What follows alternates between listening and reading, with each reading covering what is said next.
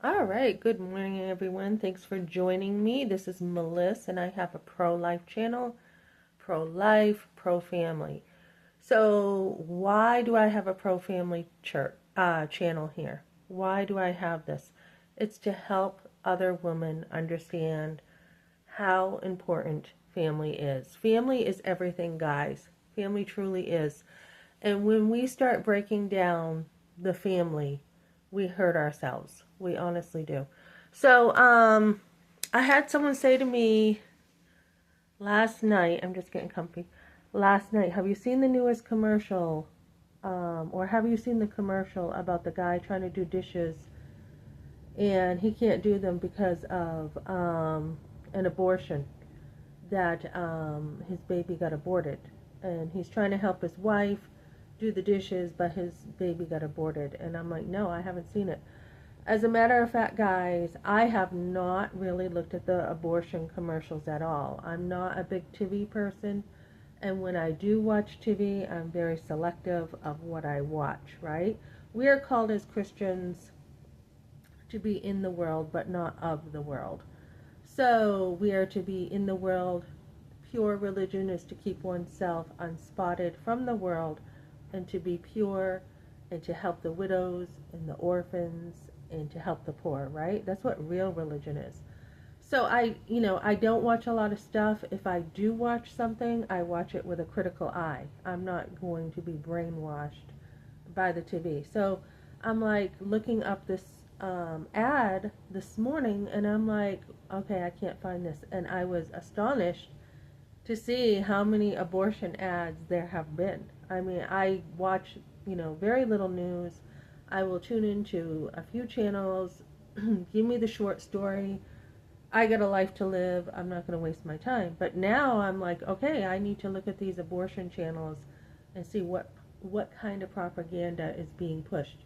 So, as you know, I've been reading books about abortion. I'm into all the books about it to get in there deep, to do the deep dives, to study abortion. And so now, as I looked at this commercial about this guy talking to his girlfriend, saying, well, we're here. They're in the car, they're in front of Planned Parenthood. And then they show all these pro life people being vicious. Now, that's how it used to be in the 60s and 70s. You're going to hell, all this stuff. Yes, murder is something that you can go to hell for, honestly. Murderers do not enter the kingdom of heaven, nor do those who are sexually impure, those in fornication, those who hate people. There's a list in the Bible, right? And this is why our sins need to be forgiven by Christ. And then he cleanses us. He helps us and cleanses us by the Holy Spirit. So I'm watching this, and just like, I just heard a sermon about how, if we look at biblical history, we see how, Israel was commanded to put blood on their doorpost as God sent not only the plagues, but an angel of death to kill the firstborn in every home that did not have the blood of a lamb on the doorpost. And the reason why this is important is it shows, just like now, just like in the New Testament, Christ died, and it was his blood who was, that was shed for us to be saved, just like in Egypt, right? So we are protected by the blood. God does not see as Christians, oh, did you do a good job today? Did you improve yourself? Did you do this? Did you do that? It's not a to-do list. It's the blood. The blood of Christ saves us, guys. So anyways, as I look at this commercial, they're like, yeah, we're here, so they got all these protesters screaming at them, and this girl was being very rebellious, being like, this is my body, my choice, and yeah, you're not going to be a good dad anyways. Um, and so she goes out there, and they want a sad story being told. They want you to feel bad for her because she's being told the truth, not in love, but she's being told the truth. And she is actually going in there to kill her child, and you need to feel bad for her instead of the baby, right?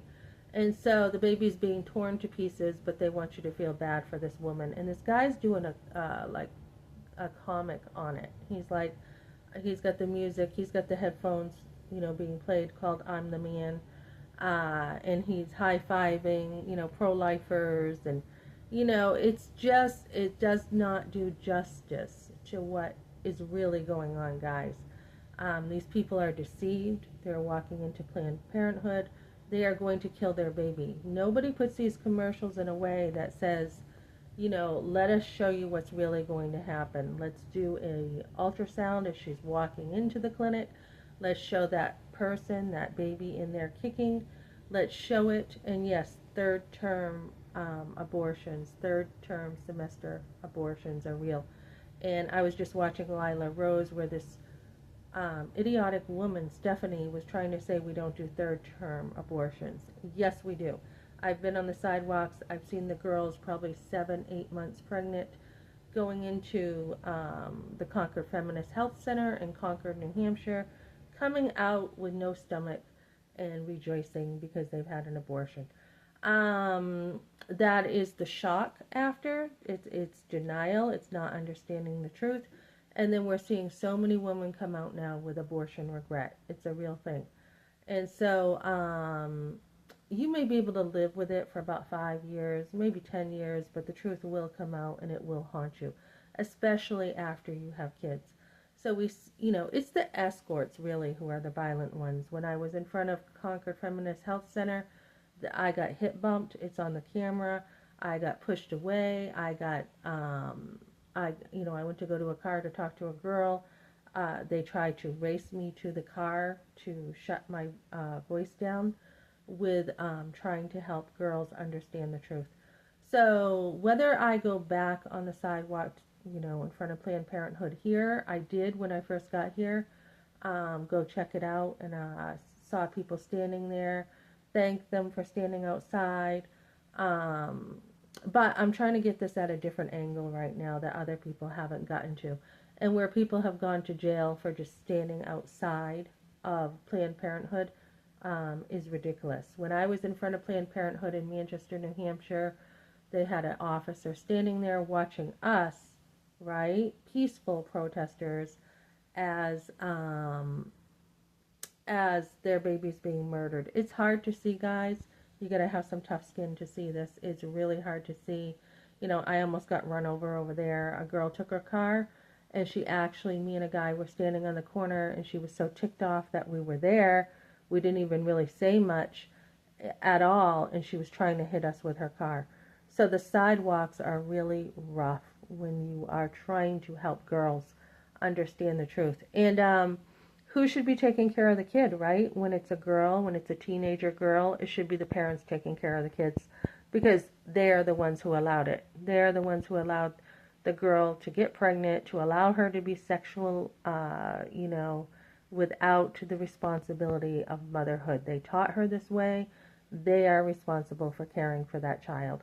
So unless you're teaching your kids not to have sex, outside of marriage, you are responsible as a parent. And I taught, all my sons, you wait until you're married, and then when they were, I was responsible for them until 18, and then they do what they want, right? After that, they can get into garbage and do whatever they want. But at 18, up until 18, I'm in charge. I'm the parent.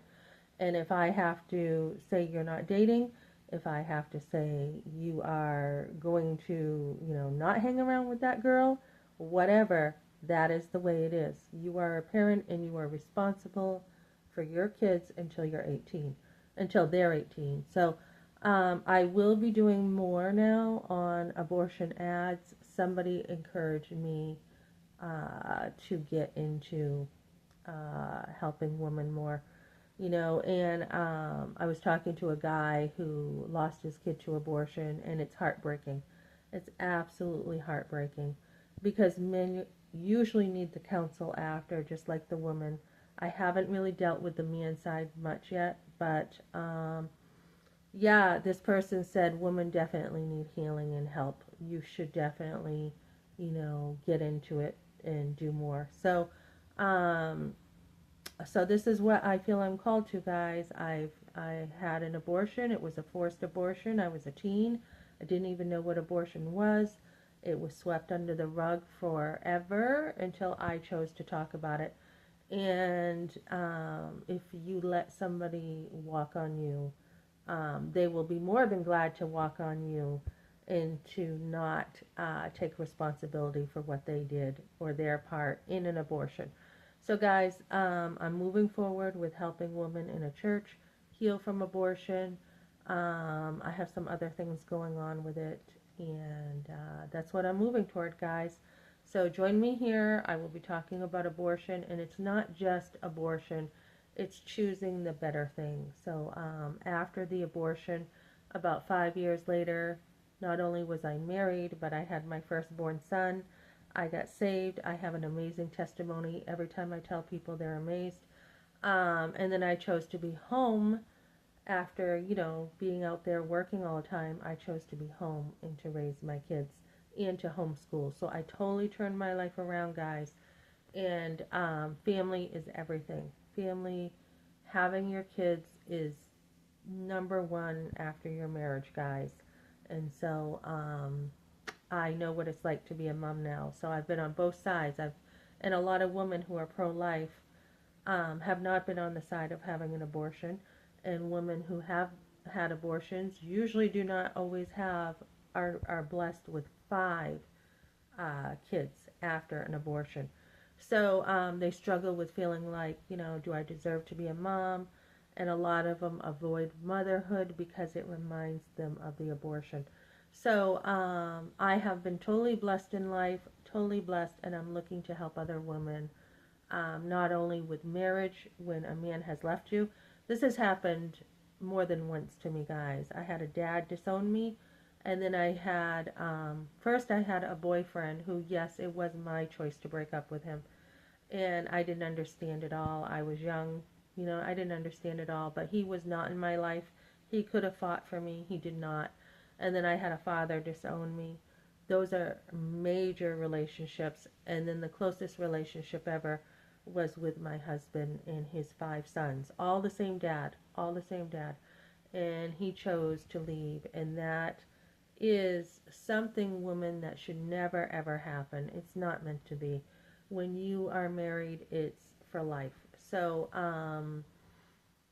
I didn't know that when I first got married, and then becoming a Christian, my whole entire life changed. And because of the love of Christ, everything changed in my life. And when you have a church family who, no matter where you go, whichever church you go to, you have a huge family. So as a Christian now, totally loved, beloved, a child of God, that identity has totally changed in who I am.